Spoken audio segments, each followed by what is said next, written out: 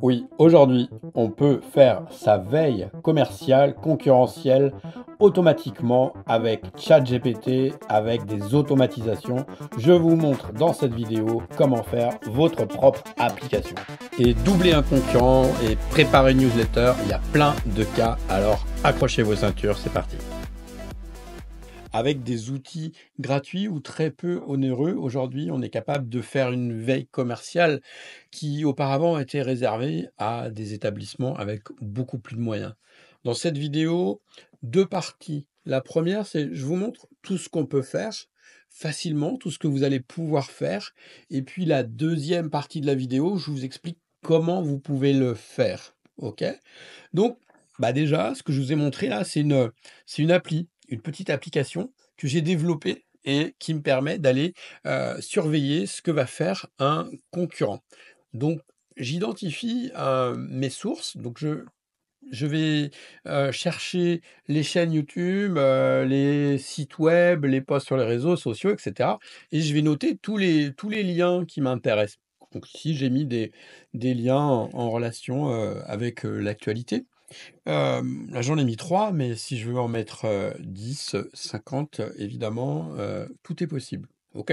Donc je recense mes sources de données. Elles ont besoin, ces sources de données, d'être, mises dans un Google Sheet. Donc tout le monde a accès à Google Sheet, c'est gratuit. Je mets ça dans un tableau, donc dans un tableau et j'ai toutes mes sources de données. Après, je crée une petite automatisation avec un outil qui s'appelle, Make. C'est un outil qui est gratuit. On peut démarrer gratuitement et donc on peut démarrer sa veille, sans aucun coût. Donc on met en place, ça va prendre, allez 5 minutes. Si vous ne connaissez pas, ça va vous prendre 10 minutes. Une fois qu'on a mis en place cette automatisation, eh bien, on va récupérer toutes les données. Donc les données, c'est donc les articles, les vidéos, les images, etc. Tout ce que vous suivez, tout ce que vos concurrents suivent, par exemple. Ensuite, bah, on crée cette petite application.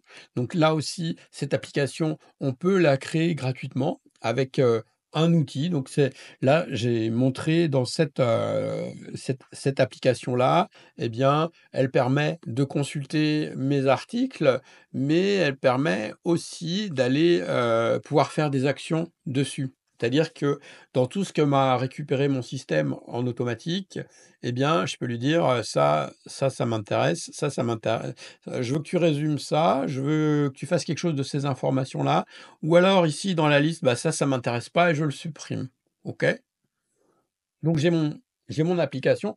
Jusqu'à présent, quand on faisait de la veille, on s'arrêtait, à peu près là. On voyait, ce que faisaient les gens.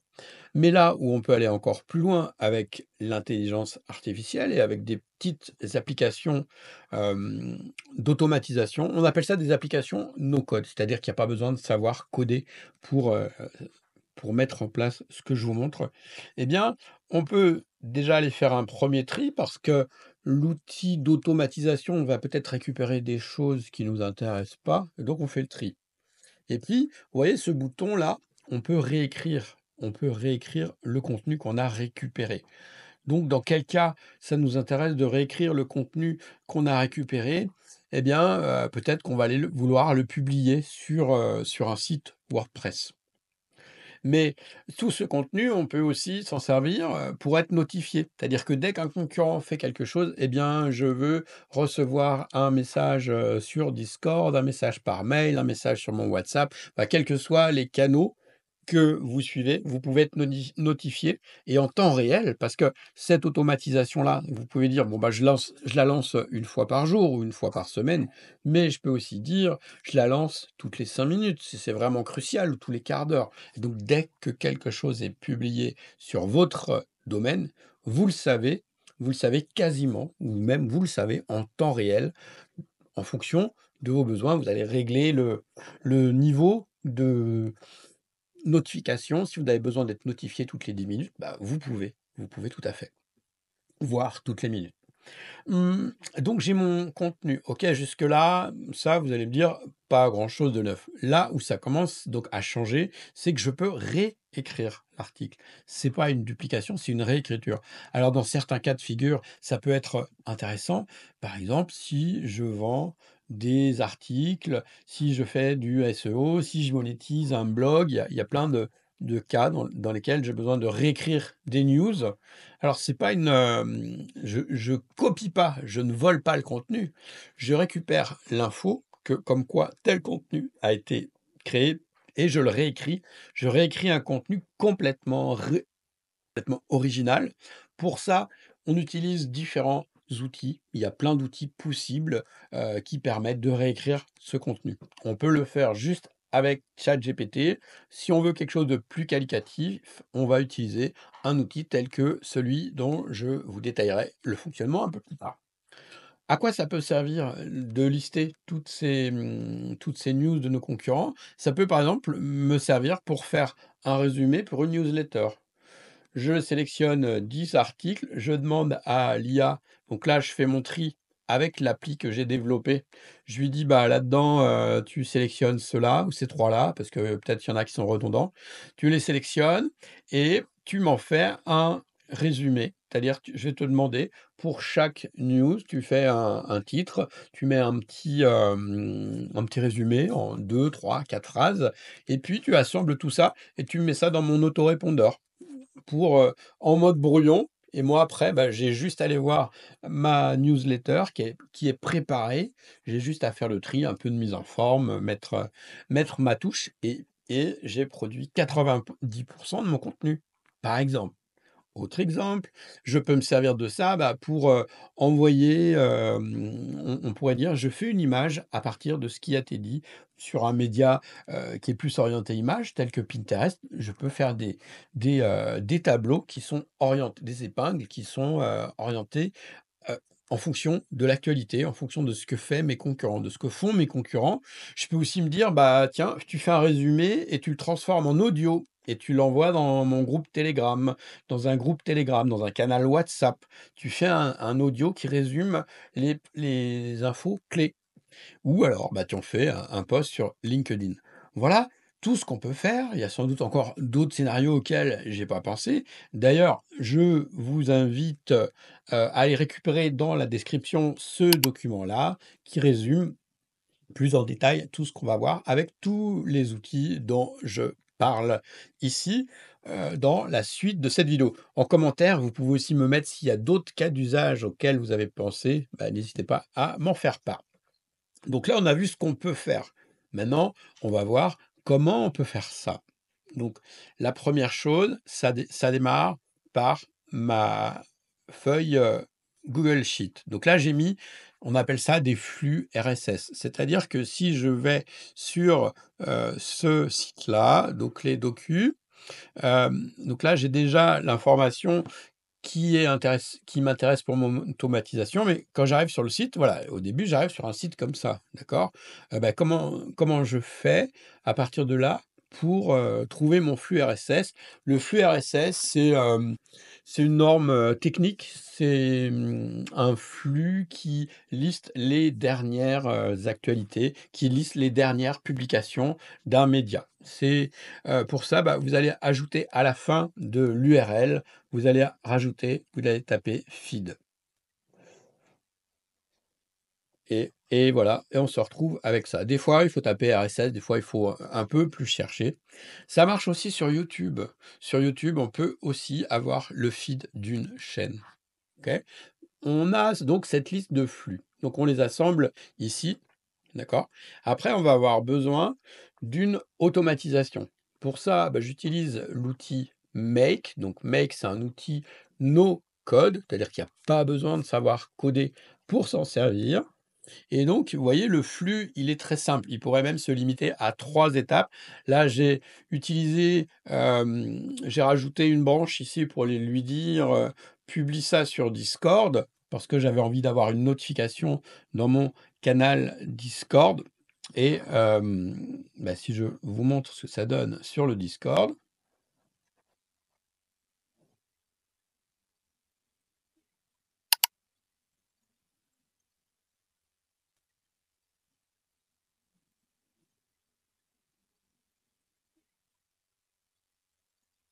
Voilà, sur le Discord, je vois, j'ai eu mes pages qui ont été publiées, mes articles qui ont été récupérés.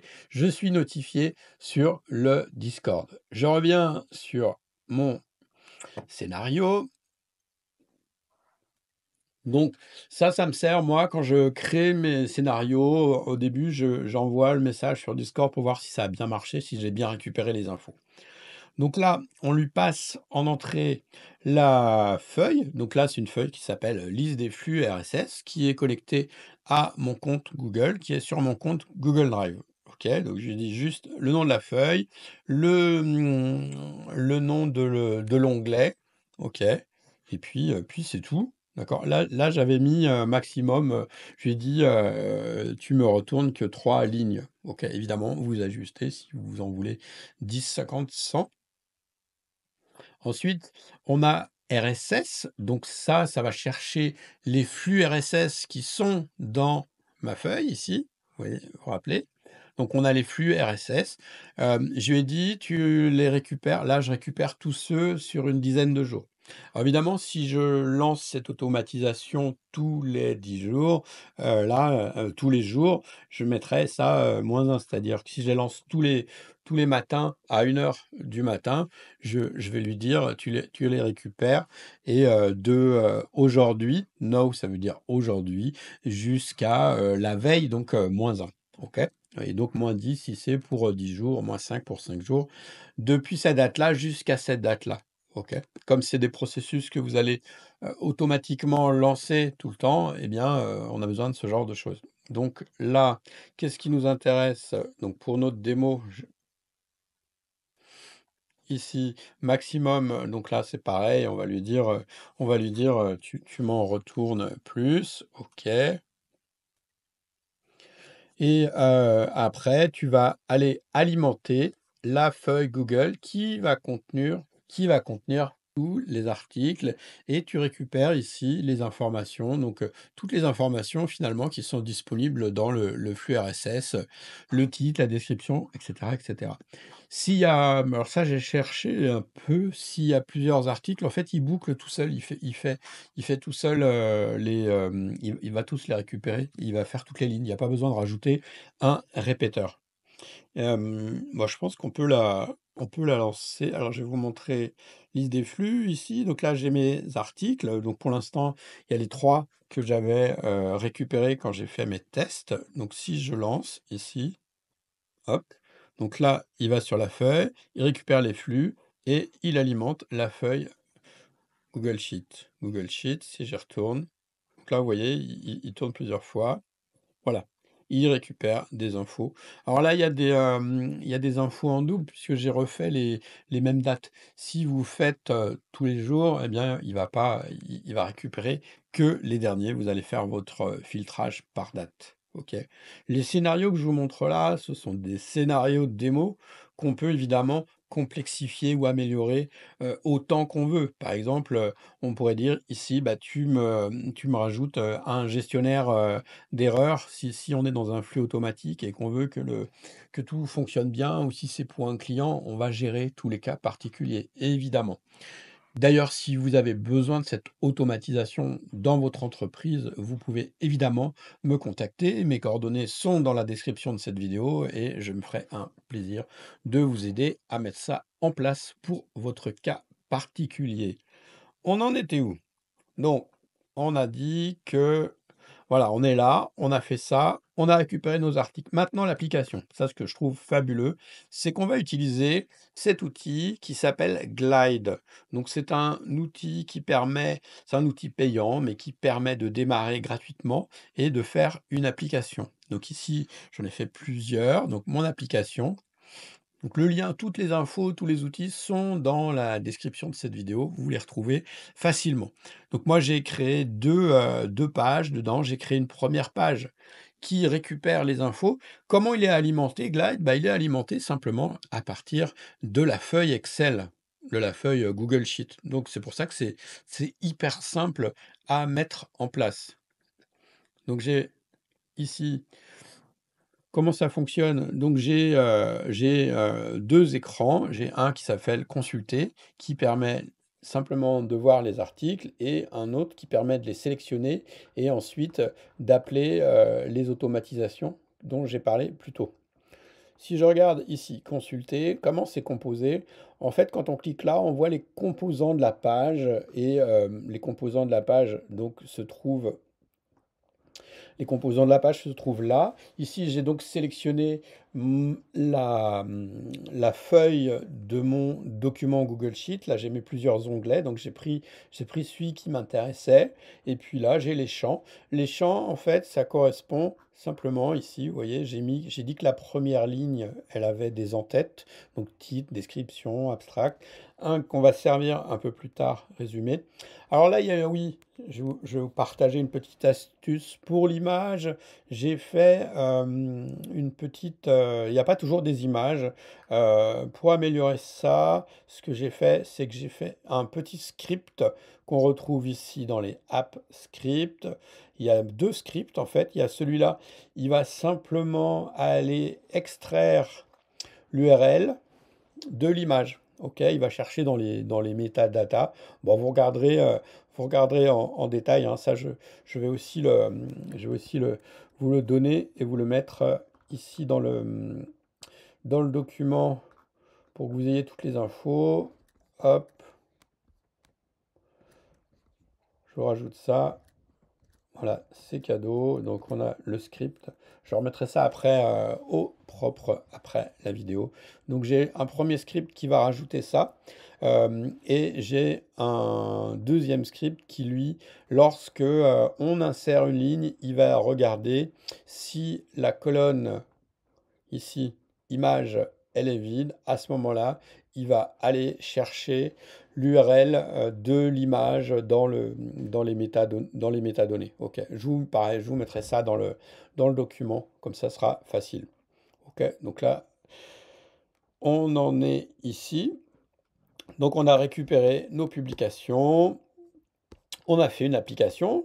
Et donc l'application, ce qui est assez cool dans cette application-là, c'est que j'ai une application article. Donc là, ça me permet de sélectionner les choses qui m'intéressent.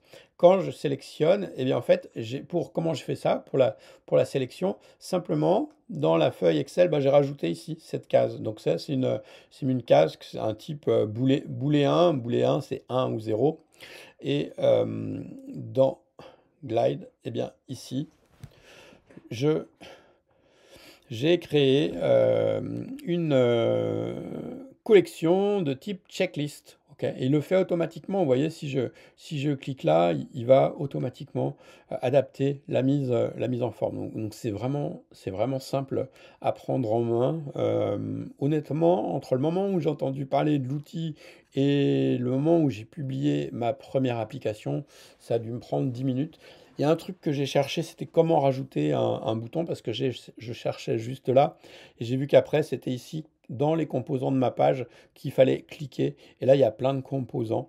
Donc moi j'ai simplement rajouté ici le composant bouton. Voilà, c'est celui-là. Donc je l'ai appelé réécrire et je vais vous expliquer comment on fait à partir de ce bouton-là pour créer les autres actions qui nous intéressent. Donc on a l'appli. OK? Donc on va dire, je sélectionne les articles qui m'intéressent. Si j'en supprime parce qu'il y a des choses qui sont en double, en fait, par exemple, je vais dire, celui-là, j'en veux pas. Alors c'est dans mon écran d'avant. Celui-là, il m'intéresse pas, je veux pas le garder. Évidemment, oui, si je clique dessus, si je clique sur le lien, il va m'ouvrir, ça me fait mentir, il va m'ouvrir l'article sur le net, OK?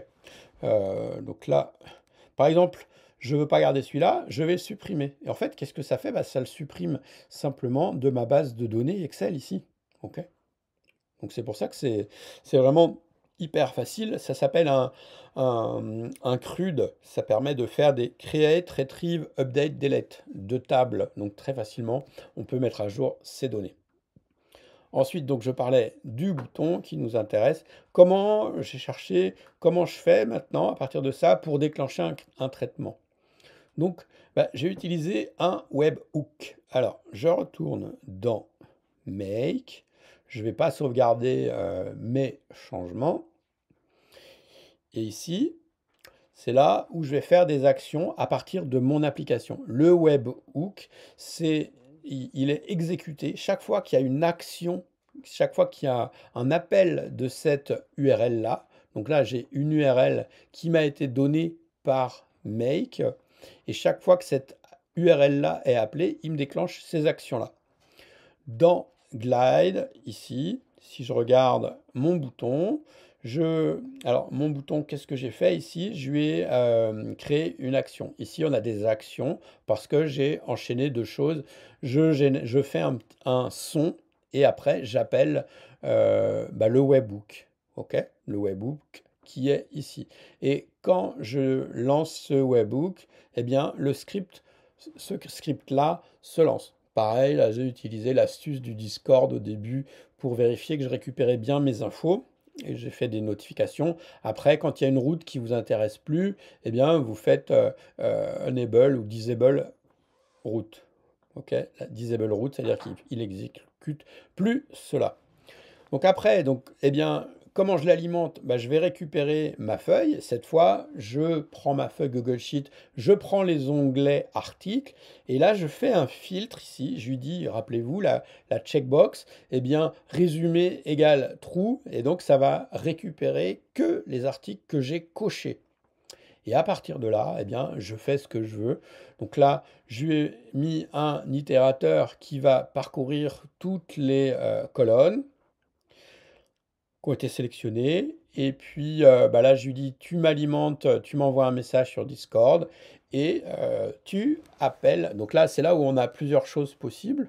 Je reviens dans mon scénario, on est à ce stade-là. On a le webhook, on pourrait dire bah, je fais des notifications sur les différents réseaux.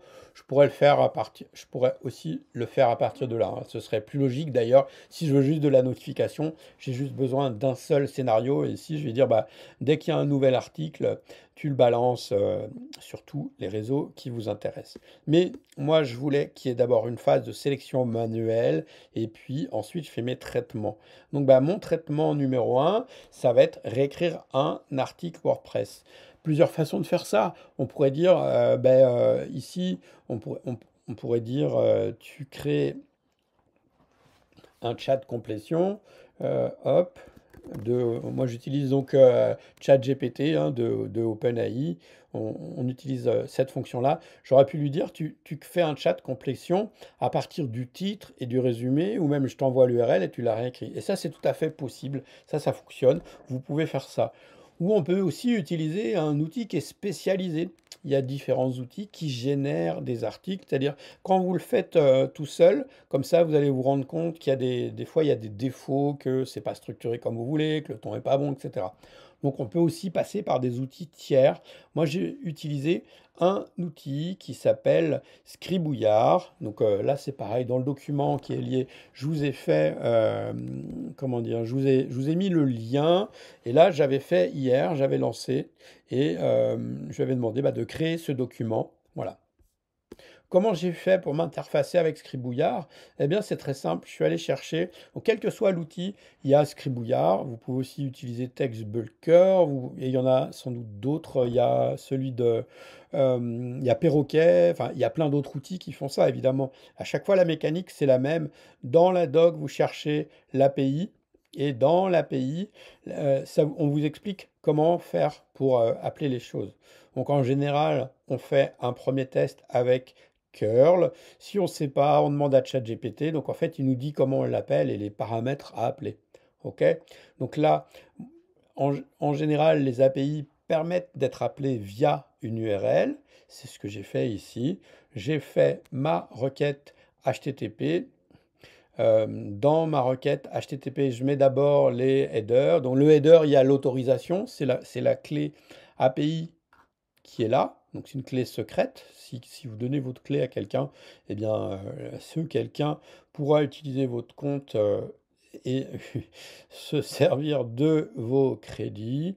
Donc là, je fais un post et le contenu, je lui dis, c'est du contenu de type JSON.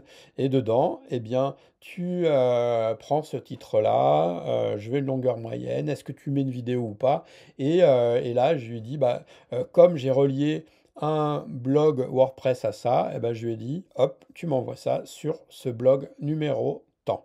OK? Et donc, automatiquement, j'ai mon article qui a été réécrit. Évidemment, en fonction des cas, peut-être que vous allez devoir réécrire des choses, peut-être que vous allez devoir modifier, etc. Ça dépendra de votre cas d'usage. Vous pouvez aussi dire je publie directement ou alors je publie en mode brouillon en fonction des cas d'usage. Si c'est pour un usage interne, vous pouvez publier directement. Si c'est pour publier sur des réseaux, etc., peut-être qu'il y aura besoin de faire une relecture avant. À vous de voir, bien entendu. Donc là, on a vu le cas de réécriture d'un article et publication dans WordPress.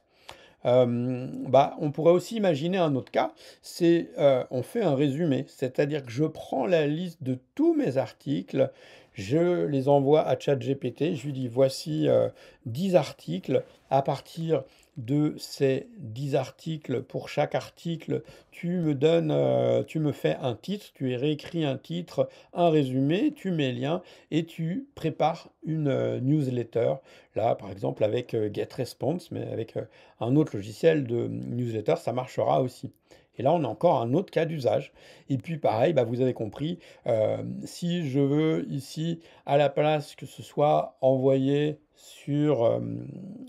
comment dire, sur WordPress, ou en complément, on va dire en complément, je vais rajouter une route ici, et les routes, elles sont exécutées séquentiellement, c'est-à-dire qu'il va d'abord prendre cette route-là, et puis une deuxième route où je vais lui dire, tu me fais une transcription vocale, création d'une transcription, tu me fais un audio, voilà, et puis l'audio, bah, tu vas le publier, par exemple, sur mon canal WhatsApp. Vous voyez, les possibilités sont vraiment sans limite.